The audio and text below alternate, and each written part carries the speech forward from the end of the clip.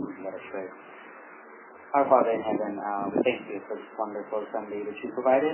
We thank you for all of the blessings that you have showered on us and provided us all throughout the previous week. And we thank you for the confidence that you will continue to provide us with these same things for this upcoming week.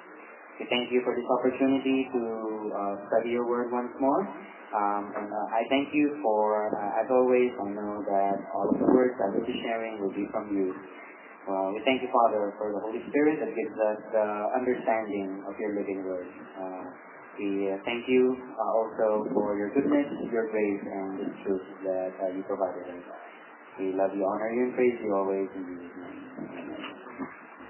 Okay, well, let's open our Bibles first of all to Matthew 9. And that would be Matthew 9. Matthew 9:12. Oh, hello, logo. Okay, alright, everybody, let us read. On hearing this, Jesus said, "It is not the healthy who need a doctor, but the sick."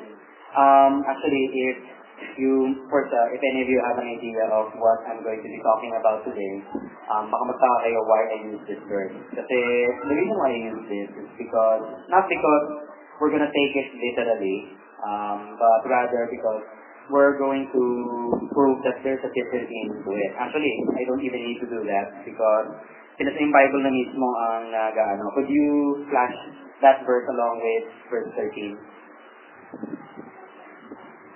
Okay, so let's read the second sentence.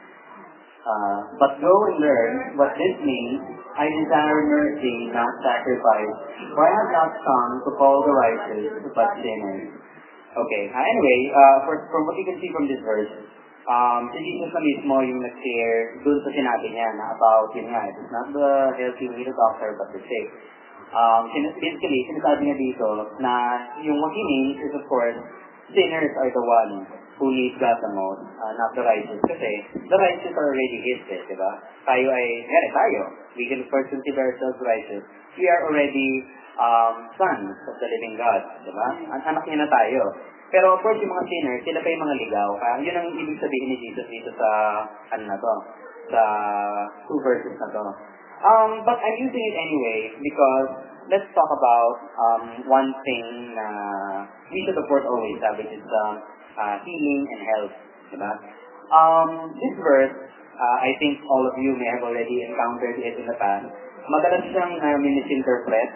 So parang itong usually ginagamit na justification for kahit na let's say Christians tayo, we rely more on human health remedies, diba? Parang ang dami nating instances na na-encounter dito sa mismo, sa baba pa lang, sa gym. Because of the fact na it is a gym, you can expect na maraming mga taong pumupunta na health conscious, and a lot of times, maraming marinig sa kanila na nag-take sila ng ganito, nag-undergo sila ng ganyan, na parang more often than not, pag tinignan mo, you don't really need. So let us talk of course about that. So, first of all, dito sa balik tayo dito sa verse, diba nga, sinasabi ni Jesus na it is not the healthy who need a doctor but the sick. Because of the fact na that's not really what he means, hindi natin siya pwedeng gamitin as justification.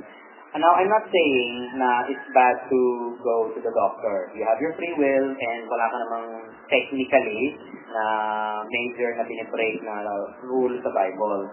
Pero of course, there's the fact nga na meron ka namang option to display your, diba? Meron ka namang option to make use of your faith and the gifts na binigay sa atin ng Holy Spirit for free rather than magpupayat pa tayo sa doktor. Diba? Alam na natin mga doktor ngayon, medyo overpriced. Tanggalin na natin yung medyo.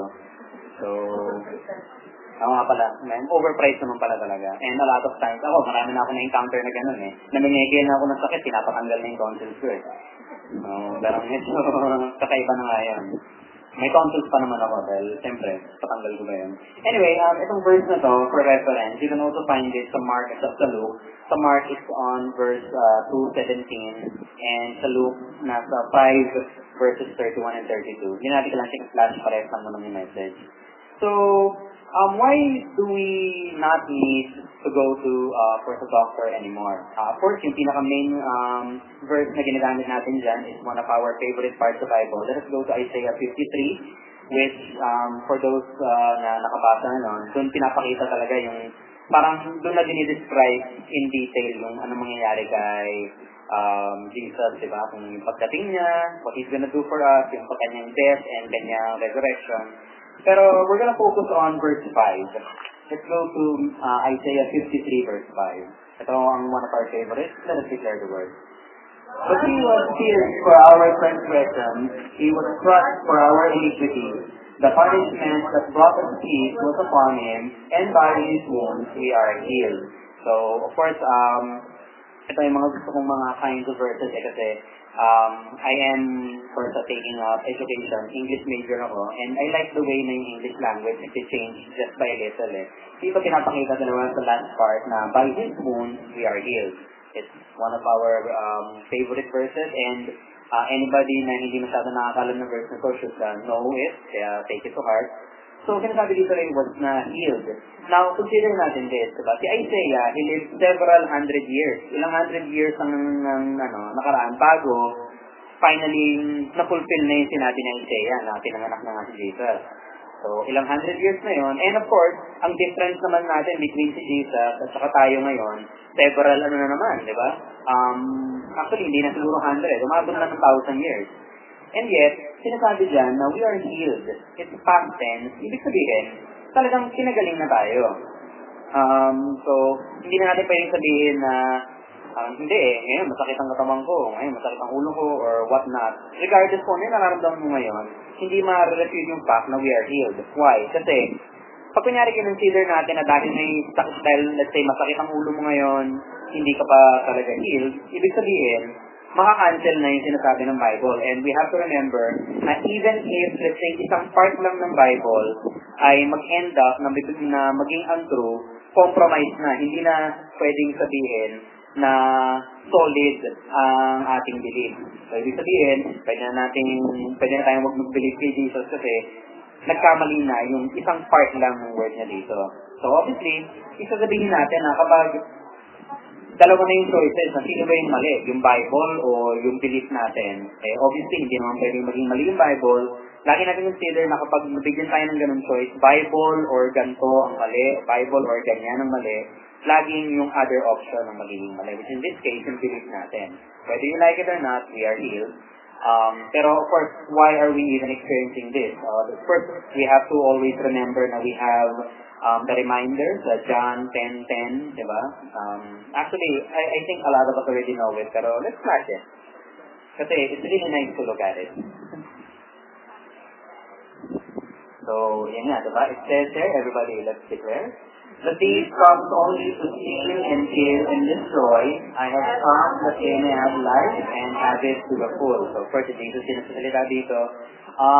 We already know, of course, this verse. And yun nga, diba? Sabi nga, that the thief, which is si Satan, he comes only to steal our health, he comes to kill us, and destroy our well-being or whatnot, diba?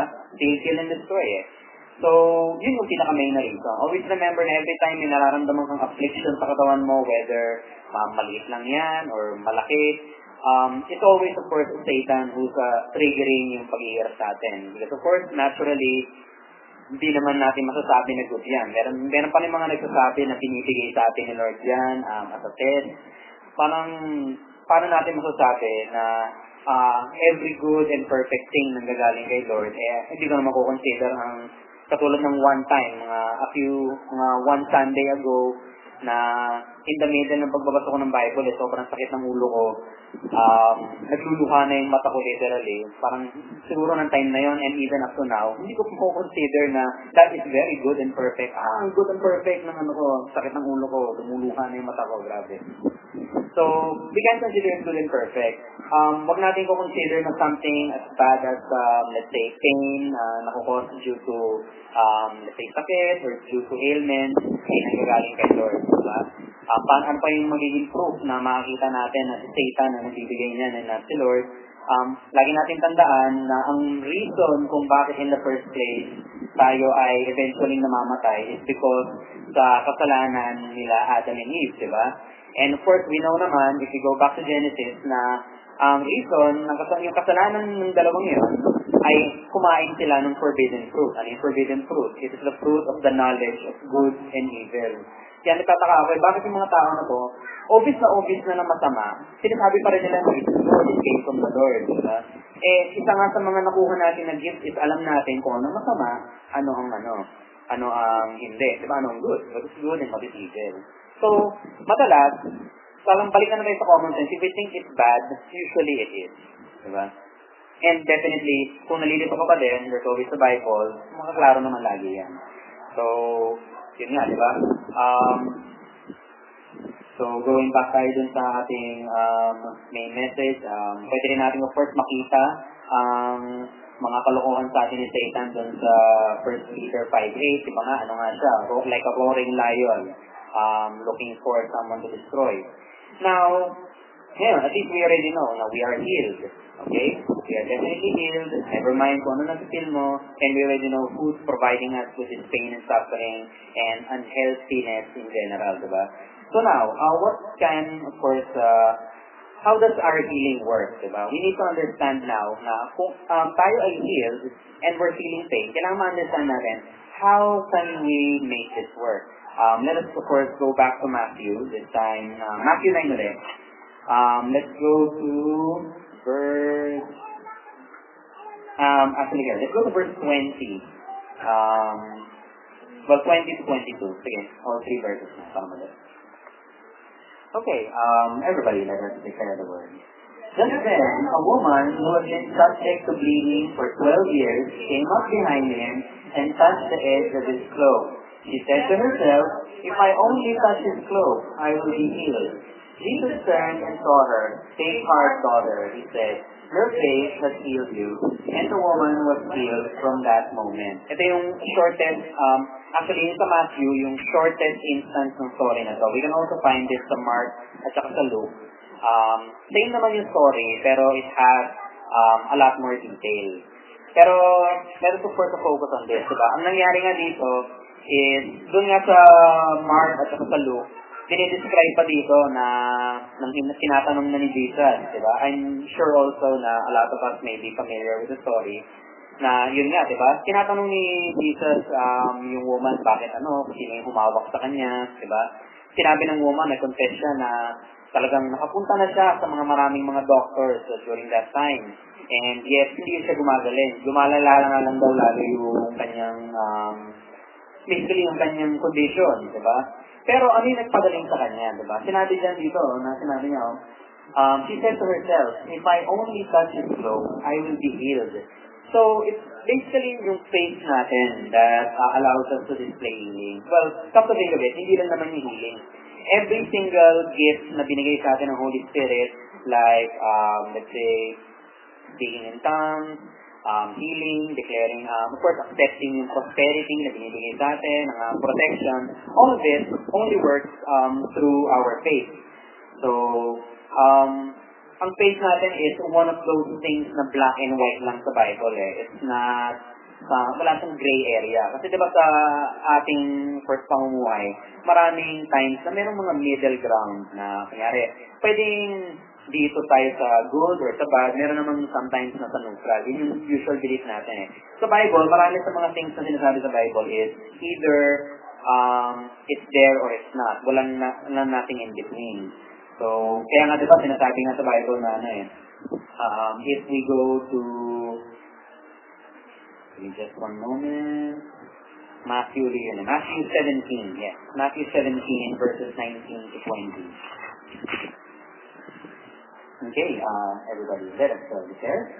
Then the disciples came to Jesus in private and asked, "Why couldn't we drive it out?" He replied, "Because you have so little faith. I tell you the truth, if you have faith as small as a mustard seed, you can say to this mountain, 'Move from here to there,' and it will move. Nothing will be impossible for you." Nga naman, diba? So, dito natin makikita yung parang description ng faith. Dito sa part na to, yung tinatanong nila, why couldn't we drive it out? Ito nga yung story na to, may dinala sa mga disciples na isang demon possessed na tao. So, sinubukan nilang i-drive out kasi kaya naman nila. Actually, kaya din naman natin yun. Pero hindi nila ma-drive out. So, si Jesus pa yung nag-drive out sa demon. Tapos yan nga, yun ang in-explain niya. Nagtanong sila, ba't hindi nila makaya? Kasi you have so little faith. Dito, parang unang-unang maintindihan natin, and actually, I also used to believe it, na parang meron mga measure ng mga faith. Na which is sometimes meron mga tao na may little faith, kasi ginamit na naman yung word dyan, little faith. Meron mga tao na may big or large amount of faith. Pero, pag binasa pa natin yan, diba, makita natin, sinabi ni Jesus, I tell you the truth, if you have faith as small as a mustard seed, makita natin na it doesn't really matter. Diba, sinasabi nga dyan na faith as small as a mustard seed can move mountains. Ibig sabihin, it's not a matter of whether or not mataas ang faith mo or mababa. It's a matter of meron ka or wala. Yun yung sinasabi ko na pagdating sa mga gantong bagay, meron lang black and white, walang gray, walang middle ground. Either you have faith or you have none. So oftentimes, if you find na, let's say, wait, I'm already healed pero how come no matter how much I reject this, parang hindi nangyayari. We have to, of course, examine first ourselves. Do we actually have faith na we can cast it out? Sometimes, we might actually, let's say, due to maraming reasons, baka dahil sa sobrang pain, nag-take over na yung physical aspect natin, di ba? Kasi siyempre, kahit anong declare natin, minsan lalong lumalala yung pain. Kapag kasi Satan, magagawa, di ba? Pero yun nga, parang dahil nga sa pain natin, nagkakaroon na tayo ng doubt. Nagkakaroon na ng doubt na parang gumagana ba talaga yung sinasabi na to. Parang gumagana ba talaga yung pagpapahalik sa sakit ko. Kasi parang lumalala lang, di ba?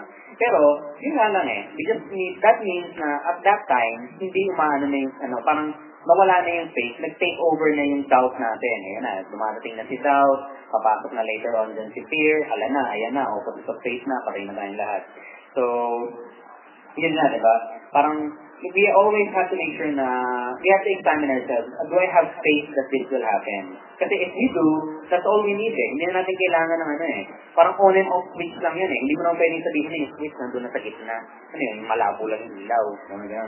So, parang, we were either exercising faith sa isang situation, or we're not.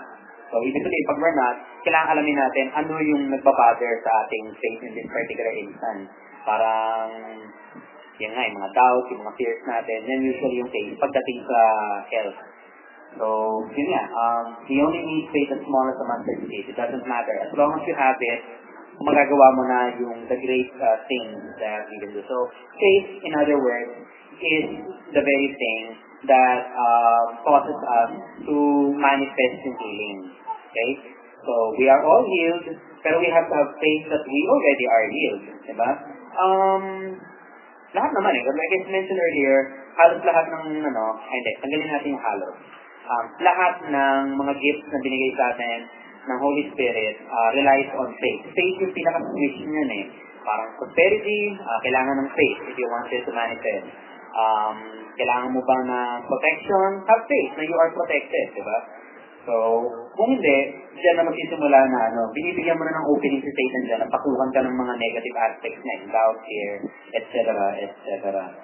And, okay, to elaborate further naman sa ating, power of healing, let's go to Mark 16, 17 to 18, another group of verses na hindi na natin kailangan i-flash, pero i-flash na natin para kita. Ganda tingnan. So, Mark 16, 17 to 18. This is one of my favorite verses. Okay, and let us all declare the word. And these signs will accompany those who believe. In my name, they will drive out demons, they will speak in new tongues, they will pick up snakes with their hands, and when they drink deadly poison, it will not hurt them at all. They will place their hands on sick people, and they will get well. Ayan na nga, diba? Besides the fact that we can command healing to first manifest sa sarili nating katawan, nandiyan din yung fact na we can also display the same power sa ibang tao. We can also grant healing to other people. But once again, with faith, kasi nga, sinasabi nga doon, it will accompany those who believe, diba? Faith is of course believing You have to believe sa things na not normally mong makikita, diba? things not seen. Yun yung pinaka definition ng faith according to Bible, diba? Parang, you have to believe, even though by physical or by human level, mukhang hindi mangyayari. Diba ganun nga yun Sa, let's say, sa field of medicine, there's no such thing as yung gagaling ka nang wala kang ginawang remedy or treatment or whatnot.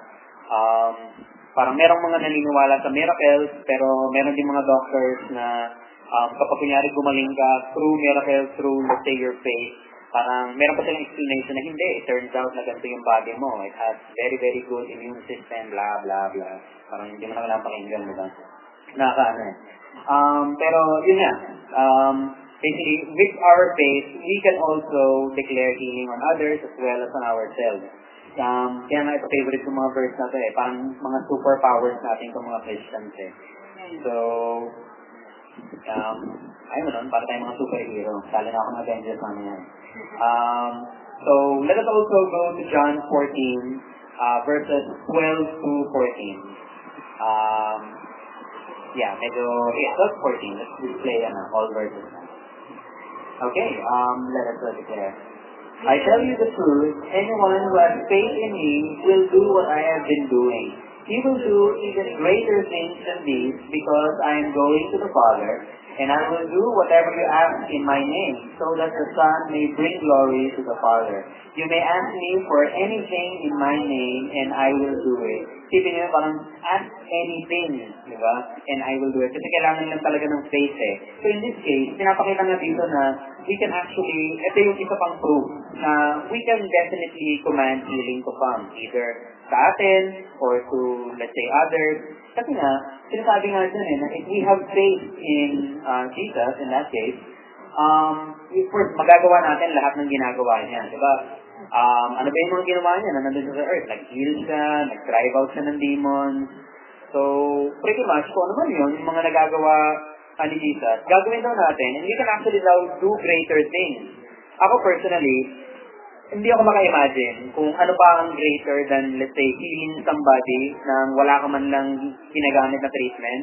Parang, hindi ko na ma-imagine yun. And yet, sinasabi dito ni Jesus na I can do even greater things than that. Parang, ewan ko, ano pa ang greater than being healed? Parang, very healed? Parang, So, kasi yun nga, diba? Hindi na natin mahirap na nga siya may imagine na we can do greater things Parang, pag binasa natin yung story ni Jesus, ang tindi ng mga ginagawa niya diba? Parang, yung mga miracles niya is really extraordinary, supernatural, and yet, suddenly he's saying na we can do even greater things. Parang, it's hard to imagine, pag sino mo ko imagine, buong araw na ako nandito nakatayo. Let's also go to Acts 3 verses 6 to 8. Story mode ulit tayo dito. I think this would also be familiar to those, I'm sure na nabasa na natin to. Let us read. Then Peter said, silver or gold I do not have, but what I have I give you. In the name of Jesus Christ of Nazareth, walk. Taking him by the right hand, he held him up, and instantly the man's feet and ankles became strong. He jumped to his feet and began to walk. Then he went with them into the temple court, walking and jumping and praising God. So yun nga, diba? Ito na nga yung direct example of what a regular person can do, diba? A regular physical human being can do kapag merong faith. Kasi of course, Peter has faith dito. Kaya parang hinihingan siya ng limos lang nito ng first tao na to na hindi makalakad, diba? Sinabi niya lang, in the name, diba, of Jesus Christ of Nazareth, walk. And nakalakad na. Actually, doon ang lakad tumalun pa nga diba? So, yun, diba? Ano nga, meron ako mga narinig dati na sinasabi nila na itong mga gifts na to, either sa mga disciples lang binigay or sa mga Jews lang binigay. The Bible does not declare na ganun ang nangyari. Kasi, for one thing, di ba, makita natin si Paul, inaano niya yung message niya, sinishare niya both sa mga Jews and also sa mga Gentiles. Actually, inuna niya nga yung mga Gentiles, yung mga non-believers, yung mga hindi Hudyo. Kasi, yung mga Jews ng time na yon ay maniwala sa kanya, ay makinig sa kanya. So, later on na lang siya uli bumalik dun sa Pero, what does that say, di ba? In the first place, matalino naman si Paul. So, kung kunyari, na-understand ni Paul na hindi ito para sa other people but para sa disciples lang or para sa mga Jews, then in that case, hindi na siguro siya nag-bother to preach the word. Kasi, hindi naman mag-ano sa kanila yun eh. It won't do them any good, di ba? So, doon pa lang, we can see that definitely, the gift is for every single believer. Let us not be confused na this was only because yung mga disciples si Jesus, na gagawa nila yun because Jesus granted them the power. It's for everybody, diba? Hindi naman kailangan specify lahat ng names dito to know that it's for everybody. The Bible makes it clear. And also another thing, another thing there is kung talagang pang disciples lang yun, dapat wala nang healing power si Paul himself. Because, diba si Paul, yung one time, ni-revive niya, yung nahulog dun sa bintana, di ba? I think yung pangalan niya was si Eutychus ba? Or si Eutychus, di ba? Sobrang haba ng message ni Paul, si Eutychus inantok, nandun siya nakatayo katabi ng bintana, nahulog 3 stories, patay, ni-revive lang siya ni Paul. So, yun, di ba? Paul is not a disciple of Jesus Christ. Actually, Pharisee siya, di ba? Later on lang siya nag-convert, pero ang point doon, hindi siya naging disciple ni Jesus. Or meaning to say, in a sense, parang naging disciple na rin siya, pero hindi niya na inabutan si Jesus. Of course, Jesus ay went back to heaven na by the time na na-convert na siya to Christianity. So, yun nga, let us not be deceived. This gift is for all of us. We are all healed. The healing is manifested through faith. That's why we always need to make sure na our faith is always naka-on. Pag lagi siya naka-off. Kapag naka-off, simple lang naman yan eh. Parang i-analyze natin sarili natin, ano yung pumipigil sa faith ko. Kung nakaka-feel kayo ng great faith, it might be nagda-doubt na kayo na the healing is real. It might be because you're afraid na if you don't go to the doctor, you might end up becoming worse. Diba? Baka lumala yung sakit nyo dahil pag hindi ko to din na sa doktor, baka lalong lumala to. So, ayan naman yung fear. Diba? Talagang aano din sa faith natin yan. So, kapag nalaman na natin what exactly is interfering with our faith, we can form a solution na. Ganun din naman ginagawa ng doktor. Diba? Itingnan muna kung ano yung problem, saka bibigay yung solution. Diba? Ganun lang din. Alam natin, we already know what the problem is, at kunan natin siya ng solution. More often than not, it's simply disregarding yung fear, yung doubt. If we need more confidence, once again, let us go back to the Word. Diba? Lagi naman ganun. Parang lahat ng, actually siguro, next Sunday, saka following Sunday, tatayin na ako dito sa tingin ko, let's go back to the Word. Let's let us pray. Tapos na. Diba? Parang, kasi, pretty much, gano'n na lang yung pwede natin gawin eh. Kahit naman yung words that I say, I need, of course, guidance from the Holy Spirit because me, as a physical human being, I can give accidentally incorrect information. Pwede ako magkamali. Diba? So, ano gagawin natin nun? Paano natin malalaman whether or not nasabi ng pastor, nasabi ko, nasabi ng anybody else sa atin, kung tama o mali, we go back to the Word. Diba? So, ganun lang yan. And let us also not forget that the healing is also for us to share, diba? Yun nga. So, tulad ng mga verses na binasa natin, we can heal ourselves, we can heal others, we can heal whoever. So, kailangan na natin ma-remember na faith is yung deciding factor whether or not it will work. Faith natin, and of course, yung tumatanggap naman ng healing. This is a reminder, you also need to have faith naman na the healing is real. Kasi, kahit sabihin natin lahat ng Christian sa mundo ay at once dineclare ang healing mo, pero ikaw mismo na hinihil, hindi ka naniniwala na you will be healed, walang mangyayari dyan. Diba? Kahit si Billy Graham ang pumunta sa bedside mo at sabihin, in the name of Jesus Christ of Nazareth, by His stripes you are healed, kahit ano man i-declare niya dyan, kung ikaw naman as a person na hinihil, hindi ka naniniwala na hindi yan enough good luck, hindi ka gagaling. Diba? So, tandaan natin na we have free will. The Lord gave us complete free will. We have the freedom to actually die from sickness. But, we don't have to. Diba? Meron tayong freedom to go to the doctor. There's no problem with it. The doctor is there. Pero, we don't have to. Diba? So, ano pipiliin natin? Diba? Yun lang. So, let's always remember that. And of course, kung meron tayo ditong may mga kamag-anak na let's say, doctor, or kung meron tayo dito mga doktor, I don't think naman, hindi. Of course, you can understand naman by my words, it's not really an offense to their profession. Actually, their profession is needed because paano gagaling ng mga unbelievers if there are no doctors in this world, diba? Since medicine is more of a secular science, definitely it's for the secular world. It's for non-believers. Believers can also make use of their services, pero more often than not, pwede natin yan. Optional na lang sa atin yan. It's an optional service. So let us always remember, faith. Faith, healing. Diba? Faith is equal to healing others, healing ourselves. Faith lang yan. Turn the faith switch on. Let us all pray. Father in heaven, we thank you for this word that you have provided. Thank you for this living word that also provides us with life. It provides us with health. It provides us with the power to heal both us and heal others as well. We thank you for these actually simple lessons that you provided for us. The lesson that all we need is just to have faith that we are healed, and faith that we can heal others, and we can already manifest this blessing onto all of us. We thank you, Father, for your goodness, your grace, and we thank you once again for this everlasting truth you provided. We love you, honor you, and praise you always. In Jesus' name, amen.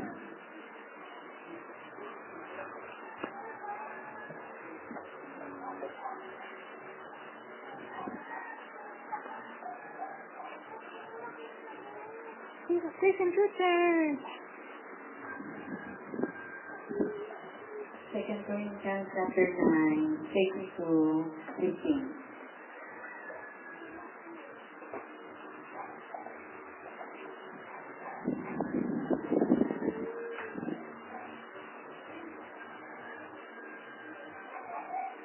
Tayo po'y tumayo.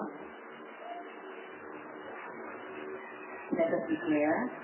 Remember this, whoever sows sparingly will also reap sparingly, and whoever sows generously will also reap generously. Each man should give what is excited in his heart to give, not reluctantly or under compulsion, for God loves a cheerful giver.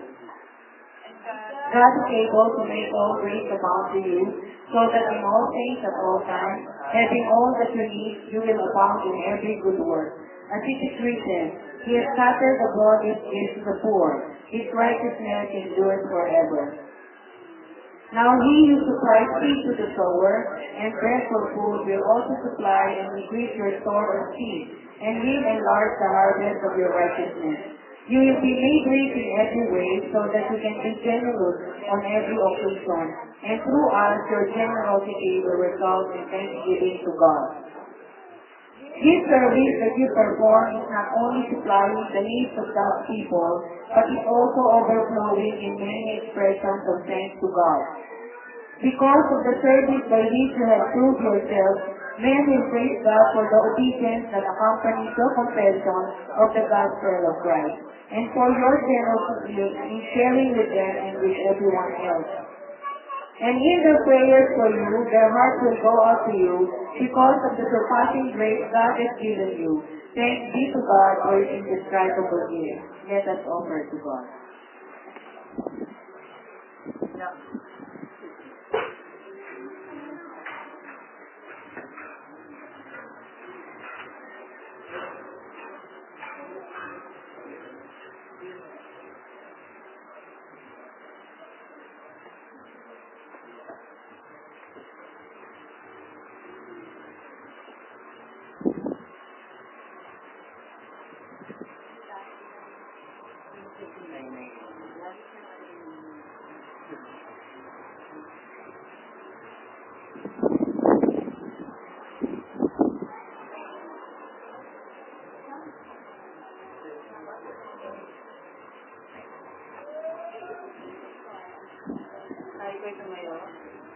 Let's all stand and let us give thanks.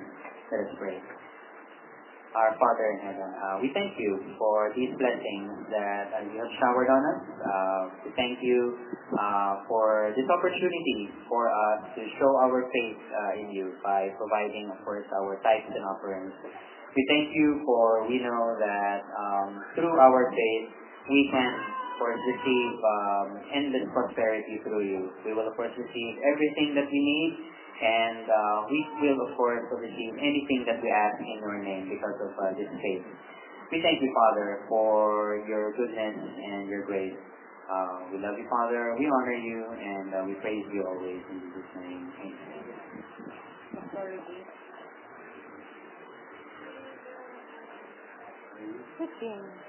Praise God from whom all blessings flow.